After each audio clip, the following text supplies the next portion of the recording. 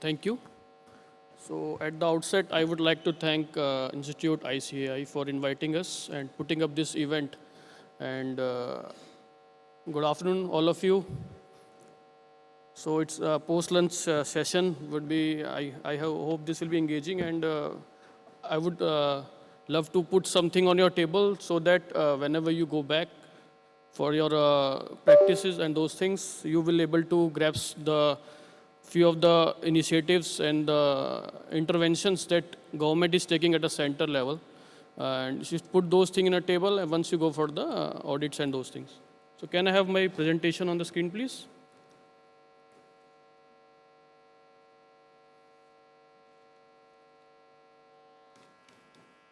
So we will be talking about securing the digital enterprises. So I will be more talking about the government initiatives and perspective. So we have eminent speaker over the dais with me who will be more focused on the cloud security, how to have a secure cloud adoption. And I will be more focused on what are the government initiatives for while you go for the adoption of those cloud security. Can I have the marker or some slide changer?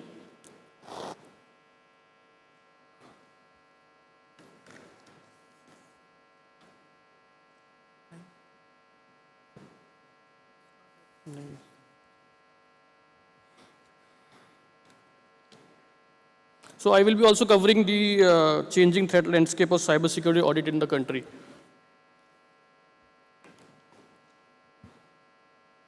So at first, I would like to briefly introduce CERT-In and its functions. What are the roles and the services that a central agency has been putting up for the country.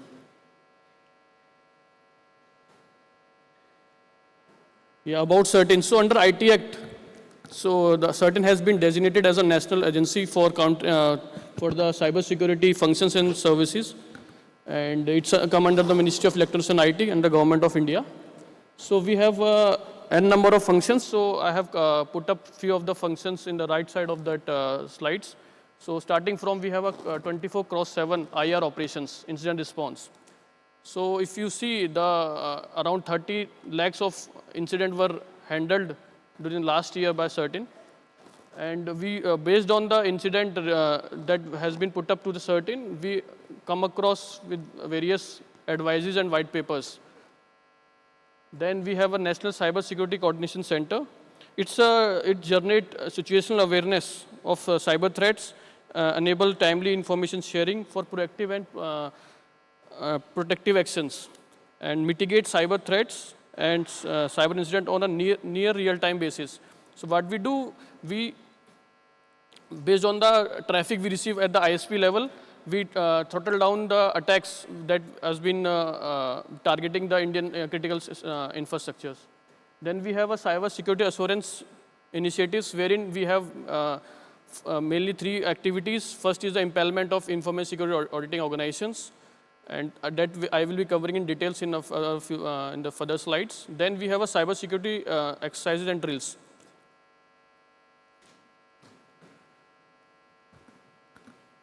So we conduct international as well as national cybersecurity exercises based on the simulated platform, wherein the participating organizations from different entities in the sectors perform based on the real-time logs and the analysis that we provide to come across any of the threats that they come across in a real situations.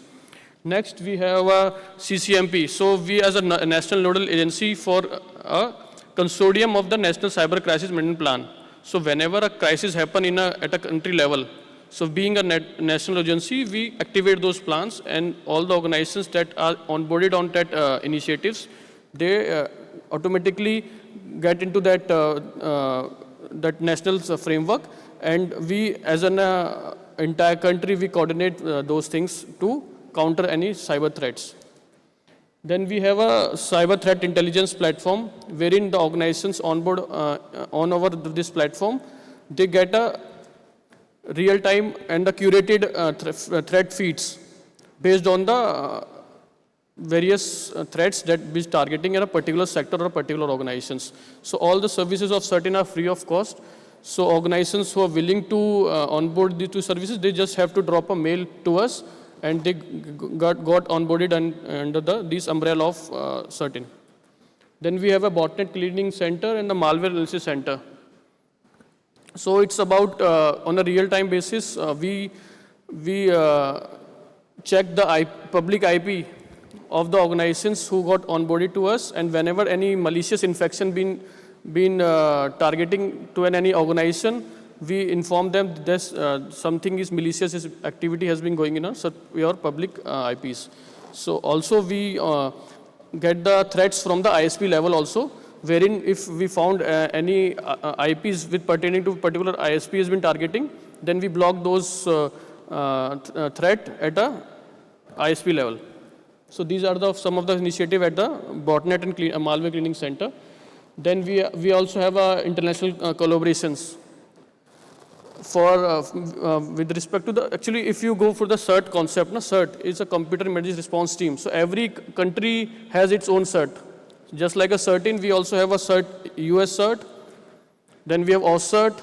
So it's like a CERT to CERT relationship, right? So if we have MOU with CERT of another country, if suppose any organization getting targeted against any cyber threat from a particular organizations, then we have with the CERT to CERT relationship, we try to throttle that attacks, and we try to have that attacker, we try to articulate that attacker, and we try to have those allies to be informed to throttle those attackers and those things. So this is based on the CERT to CERT relationship that we have with our other CERT partners. Then we have a forensic lab, and for the forensic analysis, we also provide support to our these law information LEAs, law enforcement labs, those things, and we have like for the NIA and those things, we do the forensic analysis of the devices and the mobile devices that they capture during any investigations. Then we also CV numbering authority. Do you know what is a CNA? So we are a CNA being authorized by the CV is the MITRE frameworks initiatives. So whenever any new vulnerabilities come across any of the Indian-based product, we assign and we identify that vulnerability with an identifier that is called a CVID. Whenever any new vulnerabilities come across any Indian products.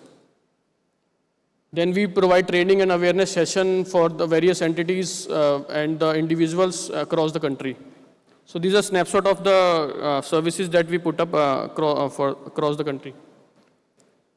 Then if you see, initially we were the technical organizations for the incident response. Now has been evolved to a strategic cyber governance.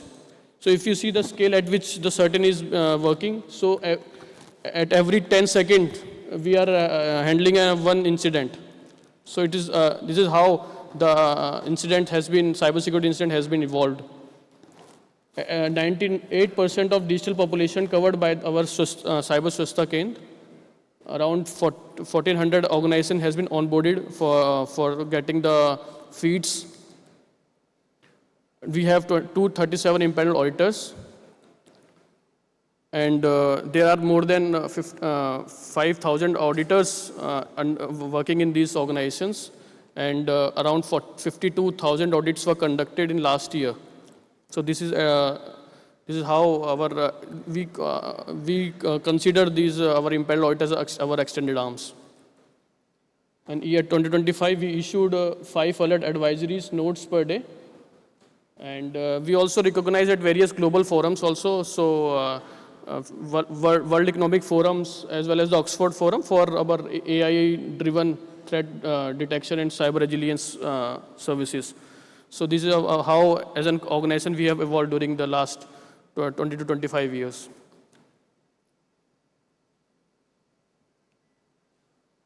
So at international cooperation and collaboration, we are working in many directions. Like We are during the BRICS presidency, we have conducted cybersecurity exercise and drills for the BRICS members countries, and we are also like protect the infrastructures being used for the conducting such international events.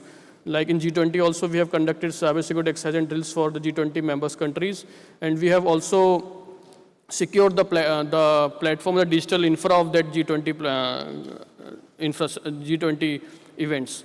So we have noticed around 2 lakhs of incident per minute during that G20 two-day summit. So this is how the India has been targeted by our non-sponsored states. And then we also part of Quad, also first the forum for incident responder team, wherein all the around 36 members from 36 countries were part of that first forum. So at this scale, we are working for at the international level. So the snapshot of the activities and incidents being handled by CERT-In.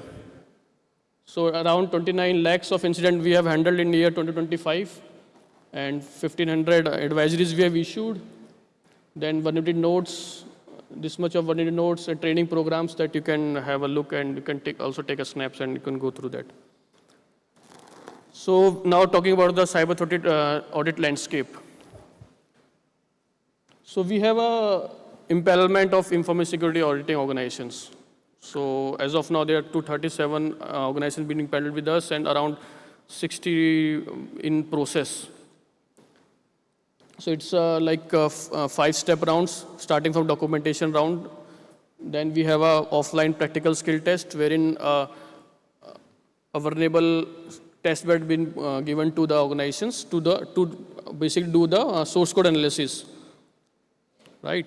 So now then we go for the online practical skill test, wherein we put up the test bed just like a small entity. Where there will be some routers, there's switches, some infra we put up, and we provide the access for 3 days. And the organization need to do the assessment for 3 days, and they have to submit the reports. So it is about more about the applications as well as the infra security testings. And then we have a practical practical interaction session, wherein the committee, stakeholder committee, people from academia, industry, and the government will interact with the organizations, both member from the technical as well as the management people of that organization. Then they know how, as an organization, they are approaching, what are the capabilities, technologies they have put up in their organizations. Because if you see how the threat landscape is evolving, initially it was just about scanning with few number of tools like Nmap and those things. But now with the evolution of this frontier AI, the threat landscape as well as the capabilities of attackers has been increased many folds. So you just can't run tools like Nmap or Nessus to conduct the audit now, right? So, with the evolution of technology, you have to adopt those technologies for conducting the assessments. So there are organizations who are putting up the frontier AI models. There are few of the organizations who have put up the open source frontier AI models like Opus, like Mistrals, and Quen, Kimi, and they are putting those assessment tools with using the AI, and they are conducting the AI on a continuous basis. Initially, the audit was checklist-based audits, right? Audit is basically a point in time. But now the definition with the introduction of the capabilities of frontier AIs, it has been changed. So you can't just rely on the checklist-based audits, right? You have to go for the continuous assessment. Every day, new vulnerabilities, new CVs has been found out by the attackers. So now, if you have gone since morning, we are talking about the Mythos. So Mythos has taught me what is the role of an auditor now? Because it can't be just go for a checklist and number of, they are top 10, or people are relying on top 10 and 25. Opus is, and the models like frontier AI models are far behind them. Initially, for finding out any vulnerability and exploiting those vulnerability took an attacker around 30 to 35 days. But with the introduction of these frontier models, it's been only a matter of few minutes. So accordingly, we have to evolve our practices. We have to introduce the capabilities of AI in our assessments, and many of the organizations are doing those. So I will be discussing how they are putting up those things in their audit practices. So CERT-In has taken few initiatives to strengthen the audit ecosystem. Like with the multi-stakeholder consultation, we have come across the comprehensive cybersecurity audit policy guidelines. Then we have also launched a UMBUC platform. It's an audit monitoring, benchmarking, analysis, and kinetic intervention. It's basically a blockchain-based audit wherein each and every audit will be registered over there. And at a center level, we have this visibility. We were also thinking of onboarding the regulators, different domestic regulators like RBI, SEBI, and those things, to have the visibility how the sector is performing and what are the challenges in a particular sectors.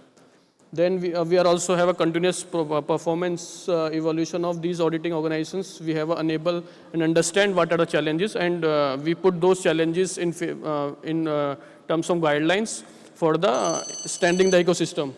Then we also have a deter and punish framework. So there are few of the black sheeps in those things. We have to identify those black sheeps, and we are removing those organizations also. Then we also develop advisories and guidelines based on our interaction with the stakeholders like auditee organization as well as the auditors in the field. And we also do the analysis of audit metadata and the reports that we receive from those auditors. So on a daily basis, we are receiving around 40 audits reports, and we are analyzing those reports based on the LLM models we have put up in our infra. So we have a monitoring at the center level of the entire audit ecosystem. We also do this annual conference, CERT-In Samvad for independent auditors. So in last month, we have these annual conference for 3 days. And it's on the Securing Digital Bharat through Future Ready Audits, Adapting, Assuring, and Advancing. Around 200 papers were submitted during that conference, and 87 presentations were selected. And you see the focus area of those presentations. Now they are moving towards auditing of drones, UAVs, and space satellites, quantum readiness audits they are doing. Now they are also doing the bomb-related audits. So we may be facing the next, after the AI, the next will be the quantum. So now they are going for the Q-bomb, quantum bill of material, crypto bill of material. Because if you go into an organization for an audit, you don't get to know that they are not able to know what are the cryptographic algorithm they are using for the encrypting the data and those things. For that, we should have some C-bomb or Q-bomb in place in our organizations, so that we could have a visibility of what are the components that we are using in any particular software, maybe some services. For that, we also come across this X-bomb guidelines. So these are some of the focus area that these auditors has been talking about. So it's a comprehensive cybersecurity audit policy guidelines that we have released last year. So as an auditor, if you are in the field of these audits, you should go through that guidelines applicable for both auditee as well as the auditor. So these are the few of the key points, like what are the audit standard and methodologies we should follow for conducting any specific audits. So there are around 28 type of audit that the guidelines has, this policy guidelines as listed down. And for each of those type of audits, we have listed down the standard and methodologies to be framed. Because what we see in this field, people are going for top 10 or 25 audits as a standard to follow. It's not a standard to follow, right? It's just a list of top 10 vulnerability in a year. So for that purpose, we have specified what are the standard and framework that they should do. Then the background verification of auditors. So we also do the background verification from the government agencies. So each and of auditors that we have impaneled, their background verification has been done by the MHA. Then we also specify the tools that you should be using for that audit, conducting audits. Then there are a few of the key points that you can go through, because due to the interest, in the interest of the times, I should have to skip few of the slides. Then how audit frequencies. We should be talking about in this comprehensive guideline. We have talked about what are the frequency as an auditor you should go for the awareness purpose, because whenever you go for audit, you get to know n number of people. So you should educate those. Many of the people don't know what audit is. This seems like audit is the cyber security. It's just a one part of that cyber security, right? You can't say I have done an audit from an independent auditors. Now I am the cyber secure. The audit is a point in time. For that, we should have a continuous assessment of that infrastructure. There are a number of controls that we need to put up, right? So we also have released technical guidelines on SBOM, QBOM, AI-BOM, H-BOM. So BOM is basically the ingredient that you are using, right? You should know what your software is using, what your hardware is having, because there may be a third-party dependencies. You should need to know what are the vulnerabilities of vulnerable components in third-party services or this thing I'm using. So this based on that, we have released some guidelines, and this is the secure application design, development, implementation, and operation guidelines. So while we are doing the analysis of the audit metadata, we could be able to find out that 70% of the vulnerability is due to the configuration error and the poor coding practices. So if we plug these two things, around 70% of the vulnerability in the entire this ecosystem will reduce. For that, we have released this guideline. So security is not an afterthought. It should come from from the planning phase itself, right? So for that, we have issued these guidelines, and if you are going through developing any application of software, you should ask the vendor to refer these guidelines and incorporate these guidelines in their development practices. Then we have a 15 elemental cyber defense control for MSMEs. So this is for the small scale enterprises. So whenever you go in for interaction for any audits in the field, you should educate the people that there are some guidelines that need to be followed. At least you should do these things. 70% of your cybersecurity work will be completed, right? So there is some slides with respect to the security of the resilience. So we are now moving from cybersecurity to the resilience, right?